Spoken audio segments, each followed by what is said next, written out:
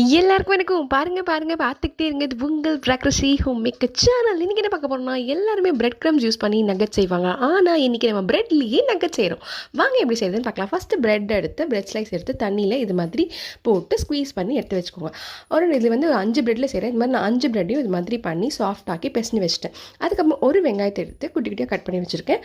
அதுக்கப்புறம் ஒரு பச்சை மிளகா, கொஞ்சமாக இஞ்சி, கொஞ்சம் கருவேப்பிலை, கொஞ்சம் கொத்தமல்லி, இது எல்லாத்தையும் அதில் போட்டு அதுக்கப்புறமா 1 டீஸ்பூன் கார்ன்ஃப்ளவர், அதுக்கப்புறமா 2 டீஸ்பூன் மைதா போட்டிருக்கேன். தேவையான அளவு உப்பு, இது எல்லாத்தையும் போட்டு நல்லா சப்பாத்தி மாவு பேசுகிற மாதிரி சூப்பராக சாஃப்டாக பிசைஞ்சு வச்சுருங்க. அதுக்கப்புறமா கையில் நல்லா எண்ணெயை தடவிட்டு இது மாதிரி ஸ்கொயர் ஷேப்பில் நம்ம நக்கட் செய்வோம் இல்லையா, பொட்டேட்டோ நக்கட்ஸ்லாம், அது மாதிரி ஸ்கொயர் ஷேப்பில் நல்லா இது மாதிரி உருட்டி தட்டி வச்சுக்கோங்க. அதுக்கப்புறம் என்னங்க, எண்ணெய் காஞ்சோனி சூடான எண்ணெயில் அப்படி போட்டு இப்படி எடுத்தோன்னு வச்சுக்கோங்களேன், சூப்பரான கிறிஸ்பியான Indian bread nuggets ready. Try பண்ணி தான் பாருங்களேன்.